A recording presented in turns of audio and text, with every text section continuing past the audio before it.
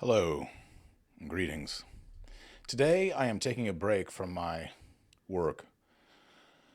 I was in the sauna this morning, and I came across a conversation with a gentleman that was talking about here in Houston, another athlete drowned at a triathlon event at Lake Houston.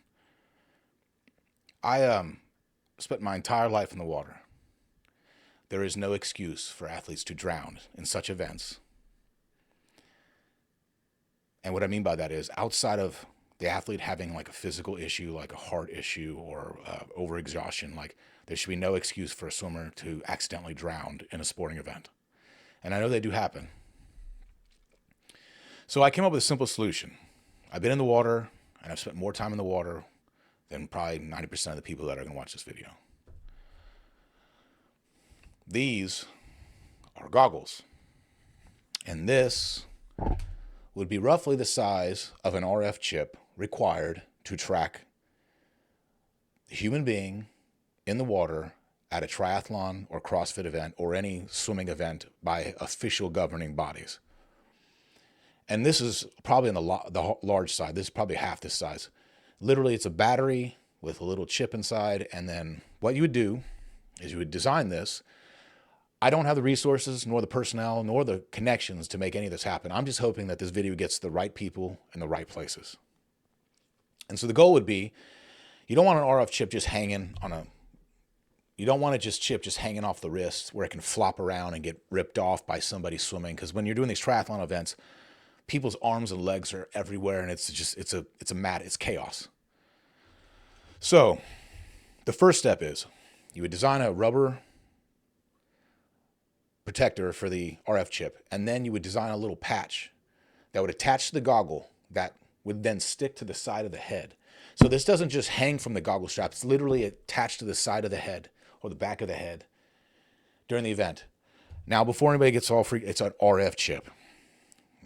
We get more radiation from radio signals bombarded from space, and this will put off near your skull. And your skull is thicker than the battery and the energy it's going to release. Basically, the reason why you want this on the goggle straps and not on your ankle or on your wrist is that your head will be above the water 99.9% of the time in a CrossFit or triathlon event. I offer this solution because the guy in the sauna kept telling me that a system like this would cost so much money and that those people know better and that they're psychos. And I'm like, look, I know a lot of CrossFit and triathlon people are borderline certain type personalities. I grew up with those. A lot of champions have that type personality. Most successful people in sports have that certain type personality. From special forces to the service to general top end athletes, all have the same type mentality. Now, what makes this video possible is I sat down and the guy was trying to explain to me that what I'm suggesting is outrageous and it's not worth it for those people. And I beg to differ. He said that, basically was arguing that it's not possible for a drone to fly over a group of swimmers with a camera, with an RF chip attached to their goggle so that the GPS tracker on the drone can then track the person literally in real time right beneath the drone. It probably most likely, and depending on the swimming event, sometimes it's like a mile or 2 miles or whatever it is, like 2,000 yards, whatever the distance is. Sometimes it's like 500 meters. But the point is, the drone would hover over there'd be multiple drones, probably a handful of them.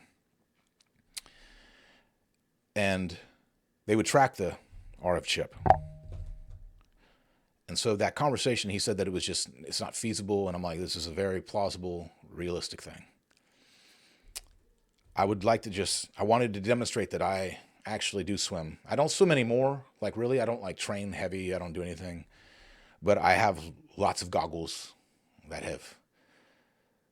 and just to any swimmer out there, I used to train with the Swedes for like 20 years. And then I changed to these, I think these are the Vanquisher with the rubber. I used to have the bone. My bone was rubbed out underneath my eye from my Swede goggles. I spent that much time with Swede goggles on. Hours every day. So when I switched to these, life changer, at least in the pool. I would, if I had to train again, I would use these. But there's no money in that sport, so yeah. On to the video presentation of a rescue system with almost foolproof safety mechanisms to save a swimmer or athlete at a sporting event sanctioned by a real governing body. So here's the solution to drowning victims at triathlons and CrossFit events, and basically anything with a sanctioned body that cares about their athletes.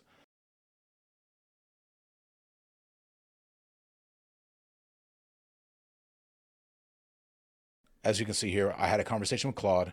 On the right-hand side, you can clearly see my personal website and my background. And if you want to go, that's all the greens are personal, like those are personal bests or milestones in some sense. Like they're not like my best of everything, but I'm saying like I've achieved those on a consistent basis.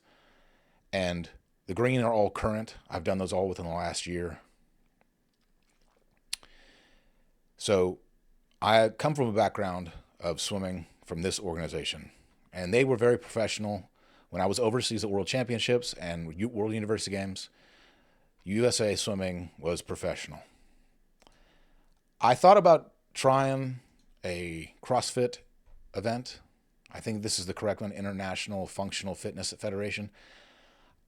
If they're the ones that run the CrossFit, I have my personal bones to pick with these people. I do not think it's run very professionally. That's my personal opinion. I'm not there to call out names, but in the Lazarus drowning victim, was it last summer? Like I think it was roughly 2 years ago at this point. He drowned at that event, and they did the swim, and they did the swim at the end of a 3-mile run in the heat of the summer, like in Texas, in a murky looking lake. And I question the intelligence of such a call. Unless this is a military operation where safety features are being removed to test the athletes or the soldiers' abilities to perform in an intense live action scenario, there is absolutely no reason. I mean, there's a reason why triathlons do the swimming first, and they still have 72% of all their deaths come from the water part, I believe. We'll see here that in the stat in here in a second. So at one point, when I didn't really know what was going on with CrossFit, I was doing some CrossFit training, and I was interested in trying it. And then the more I looked into the federation, the less and less impressed. And then the Lazarus guy drowned when I was getting near the idea of trying it. And I was like, well, clearly they don't have their act together. And besides that, they don't seem to take swimming very seriously. And that's a huge part of being fit of the world. I have 20 plus years of being in the water, from a child all the way to world-class Olympic trials. And outside of underwater demolitions experts with a suit on, like ghillie suit and all that like underwater scuba gear and everything, like actual military type stuff, you are not going to find Navy SEALs that are more water inclined than, I mean, where do you think they get Navy SEALs from? 90% of the time they get Navy SEALs from college collegiate athletes that didn't make it to world championships, and I think there's maybe 1 or 2 Olympians that are actual Navy SEALs. But that list of, I've been in the water a lot, and I've been around drowning. I've actually been in drowning situations with 2 people, once in my youth and once when I got older, and it is not fun. I almost knocked the other guy out because he kept trying to pull me under. That's what happens. You literally have to almost beat the crap out of the person drowning to save their life because they don't know how to, save themselves in that sense. As I'm trying not to get off topic, that's where my stance is with CrossFit. I am not impressed with their federation. And when it comes to the triathlon people, they have a lot of issues with people physically dying from heat exhaustion and other things. So it is a kind of, when they push their bodies to that extreme, they typically have like heart failure, heat stroke. And so the swimming part they usually do first, and they've been doing the swimming part first for decades. And somehow CrossFit didn't learn from those people, which do CrossFit, that do crossover events for decades. I don't understand how that happened. this is where we are. I'm diverting a day's worth of work to this little video to try to make it professional so that somebody can understand that I'm not doing this for, views. I'm hoping that this video and this content will make it to the right group of people in both the World Triathlon Organization and these people, an International Functional Fitness Federation. If they were a business and I was their boss, a whole lot of people would be fired. And I'm not talking like, grandstanding Donald Trump talking this. So I came up with a simple solution, which they already have RF chips. I did not know they had those in CrossFit, but I'm not surprised they didn't function correctly. In a swimming event, if there's any type of water event, you want the RF chip above the water, not at the ankle, not on the wrist. You want it on the goggle strap. And I will, most likely, I've already shown you the goggle strap in the introduction video with the quarter-size RF chip that could hang from the goggle. The point is, you would have to have a series of drones and the RF chip as a primary detector of people panicking and having issues in the water or passing out or whatever it might be. So here's my conversation. The primary drone, AI, visual detection, secondary RF chip, confirmation, and pinpoint location. I want to put this on the page because I don't want to have to spend time. This, to me, is a simple fix, and the amount of money required to fix this far outweighs any type of negative publicity that you people, and I mean like, I'm being professional here, you people that have dropped the ball multiple times. So, why AI vision is better primary detector. If you've ever been to a Sam's Club, you cannot walk through that place without an AI watching you.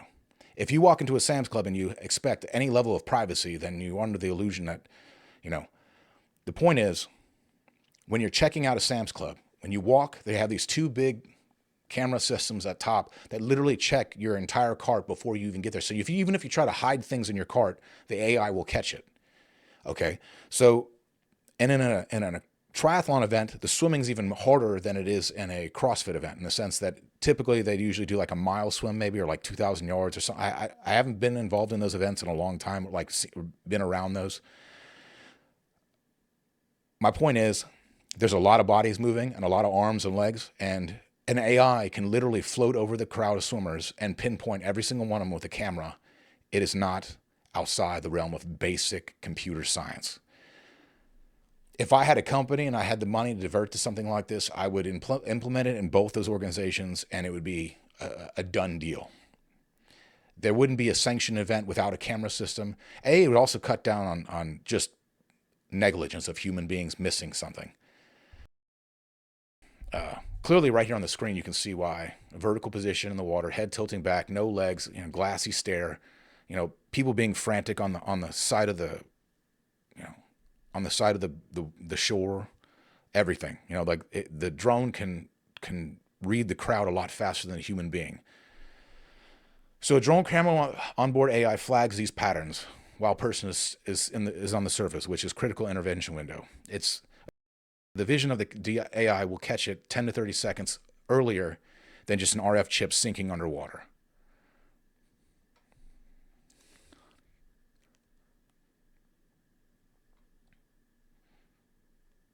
How the two systems complement each other. This, to me, it really, it disturbs me that so many people with money and positions of power don't do the simple things and the right things for the right people. CrossFit and triathlon people are on the extreme end of certain type A personalities and are highly motivated, disciplined individuals that the military type mentality, they're very much along the lines of special forces type people. But it does disturb me that people in those positions don't seem to do the right thing for the money. Modern computer vision systems. So this is all basic. Now the RF chip becomes a precision confirmation and underwater tracking tool, not the primary alert. The Lazar Đukić scenario replayed. With your system in place, AI detects vertical body position and lack of forward movement while he's still at the surface. Alert fires to paddleboard safety personnel with live feed and GPS pin. The RF chip confirms exact position as he goes under. And this doesn't even take into account that you can literally have a drone with a light on it, like a strobe light or like even a fireworks, like a simple like Roman candle type thing, that like a flare, like a simple kind of like alert signal that if something happens, you can like fire off a flare from a drone and it can literally hover to the spot where the person went under and then draw the personnel to that spot. Rescue response time under 90 seconds instead of 60 minutes. There would be no confusion. And I wanted to just see the Clauda is going to take this to the extreme level when it calculates the stuff of like, legal fees, personnel. It's like it's doing on a high base. I personally don't think it would cost even as much. I think it's like,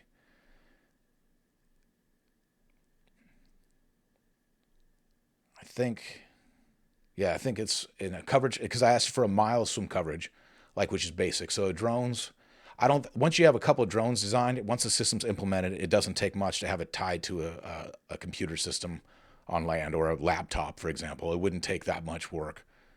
But this,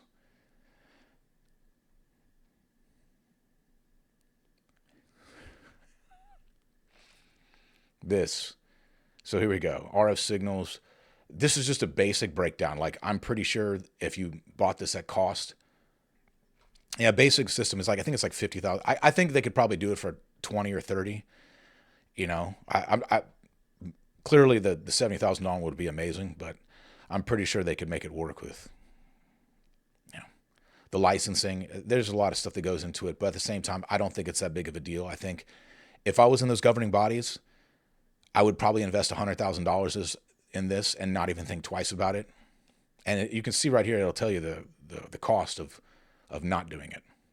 The safety system represents, like right here, the safety system represents less than 3% of the entry revenue per event, and likely far less than their existing liability insurance premium adjusted after a drowning death. So here's a comparison that ends the argument. Full drone REU system, $50,000 one time. Wrongful death lawsuit, $1 million to $5 million. Event cancellation, like at CrossFit, where they canceled the whole, it was a disaster. I would love to have been in the room with the person that had decided at that CrossFit Games in Texas where they were going to do the swim last. Somebody had to have been in that room and told that man, look, do the swim first, not last. I don't know who decided to make that call, and they're probably, for legal reasons, are trying to not have that issue, but I personally, when people die, people need to be held accountable for bad decisions.